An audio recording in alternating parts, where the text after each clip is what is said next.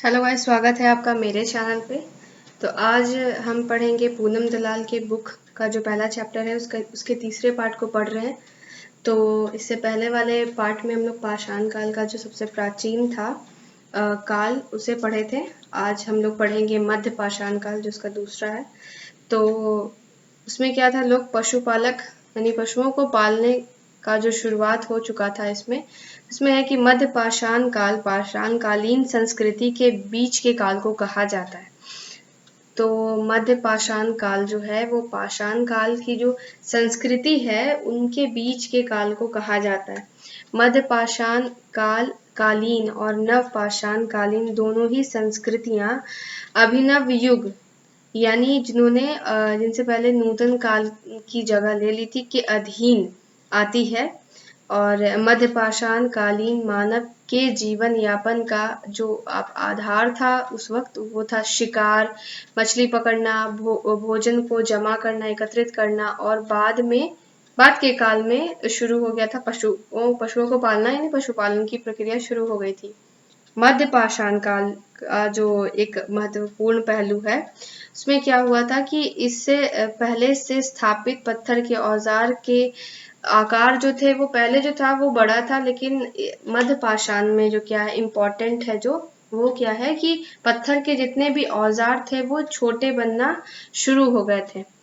इस इस काल के औजारों की विशिष्टता यानी उनका जो खूबी हुआ उसका जो आकार था वो सूक्ष्म होना था। यानी इसको सिर्फ इसीलिए याद रखना है कि इसमें औजार छोटे हो गए थे और बहुत ज़्यादा नोकीले हो गए थे, क्रिस्टलीय सिलिका के हो गए थे, और आकार में ये ज्योमेट्रिकल भी था, मतलब ज्यामितीय और अज्यामितीय दोनों प्रकार के थे। इनका इस्तेमाल सिर्फ औजार के रूप में नहीं होता था, बल्कि इनसे अन्य मिश्रित औजार, भाले की नोक, तीर की नोक और हंसिया आदि बनाए जाते थे, जिसमें जिसमें लकड़ी या हड्डियों की मूठ को जोड़ा जाता था। मध्य पाषाण मध्य पाषाण के कुछ अन्य पहलू इस प्रकार हैं। तो मध्य पाषाण काल के ज्यादातर जो उत्खनन स्थल हैं उनमें मिट्टी नहीं पाए गए हैं, लेकिन गुजरात का जो एक जगह है जो है लागनज और एक लांगनज और मिर्जापुर जो कि उत्तर प्रदेश में है, और मिर्जापुर जो कि कैमूर के क्षेत्र में, मतलब इन दोनों जगह से ऐसे नहीं मिलता है। मध्य पाषाण काल को देखें तो उसमें मिट्टी के बर्तन नहीं पाए जाते, लेकिन इन गुजरात और उत्तर प्रदेश यानी मिर्जापुर में मिट्टी के बर्तन मिले हैं। और इसका जो अंतिम चरण है इसमें कृषि यानी खेती की शुरुआत हो चुकी थी। प्रागैतिहासिक के मध्य पाषाण प्रागैतिहासिक के मध्य पाषाण में ही पाषाण कला का आरंभ हुआ था। पाषाण कला यानी औजारों का जो बेहतरीन ढंग से बनाना और बहुत इस्तेमाल करना, इस तरह का जो भी कला है वो प्रागैतिहासिक काल के मध्य यानी प्रागैतिहासिक काल और मध्य काल में हो चुका था इन दोनों के बीच में। 1867 में भारत की प्रथम पाषाण चित्रकला की खोज सोहागी घाट जो कि कैमूर उत्तर प्रदेश में है, कैमूर पर्वत में हुई थी। यानी इसका भारत की जो प्रथम पाषाण चित्रकला मिलती है वो यहीं से मिलती है, और अब तक पूरे भारत में 150 से भी ज्यादा मध्य पाषाणकालीन पाषाण कला के उत्खनन की खोज की जा चुकी है। इनमें सबसे ज्यादा जो स्थल है वो मध्य भारत में है, जिनमें सबसे जो इम्पोर्टेंट है वो भीमबेटका की गुफाएं हैं। आपको भीमबेटका की गुफा का आप पिक्चर देख लीजिएगा एक बार, इंटरनेट पे बहुत बहुत होगा, अच्छी मात्रा में होगा। तो भीमबेटका की गुफाएं, खारवार, जेओरा, कठोतिया जो कि मध्य प्रदेश में है, और सूरजगढ़ और संबलपुर यानी जो उड़ीसा में है, इन सब जगहों से मिला, केरला से भी मिला है, दक्षिण भारत से भी मिला है। ज्यादातर मध्य पाषाण कालीन पाषाण कला स्थलों पर जानवरों के चित्र को प्रमुखता दी गई, क्योंकि उस वक्त पशुपालन जो था वो बहुत ज्यादा मतलब पशुपालक हो चुके थे मध्य पाषाण कालीन के जो थे मानव, लेकिन लास्ट तक उन्होंने कृषि करना शुरू कर दिया था।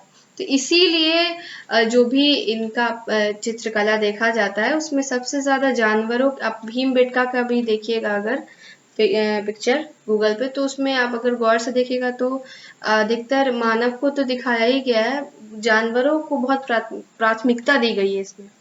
जबकि मध्य पाषाण कालीन चित्रकला में कहीं भी यानी सांप को नहीं दर्शाया गया इसमें। यही है भीमबेटका की गुफा।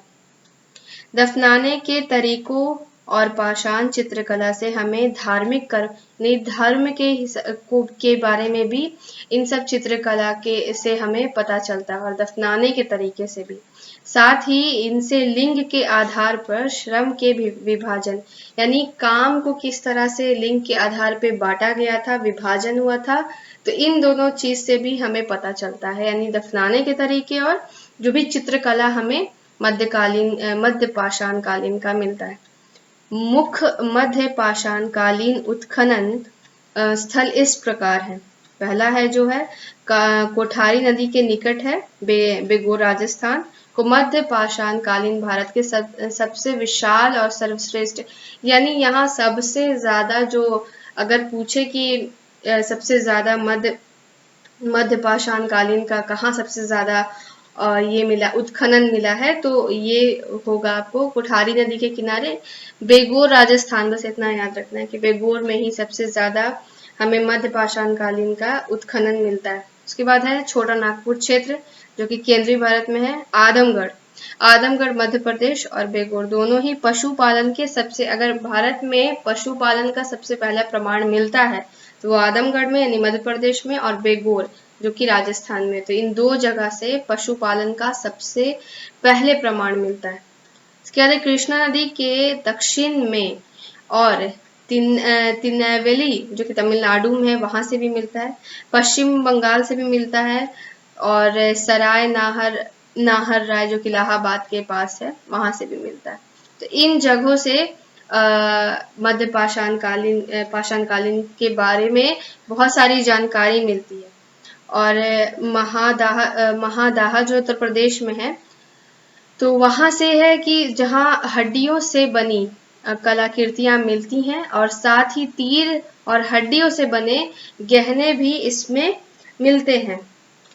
यानी अगर पूछे कि हड्डियों से बनी कलाकृतियां कहाँ मिलती हैं और गहने कहाँ मिलते हैं, हड्डियों से बने गहने, तो वो महादाहा उत्तर प्रदेश है, जहाँ से मध्यकालीन भारत का जो अगर देखा जाए तो हड्डियों का जो गहना हुआ या और भी कलाकृतियां हुई, वो इन जगहों से मिलती है।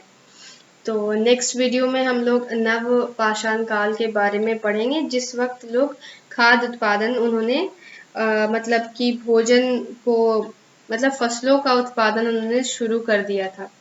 तो अगर आपको मेरी वीडियो अच्छी लगती हो तो उसे लाइक कीजिए, शेयर कीजिए और सब्सक्राइब कीजिए और सपोर्ट कीजिए, ताकि मैं और भी वीडियो बना पाऊँ। जो भी मेरे पास बुक है मैं उन पे और भी रिव्यू दे पाऊँ। तो आप मेरे चैनल को ज़रूर सब्सक्राइब कीजिए। Thank you.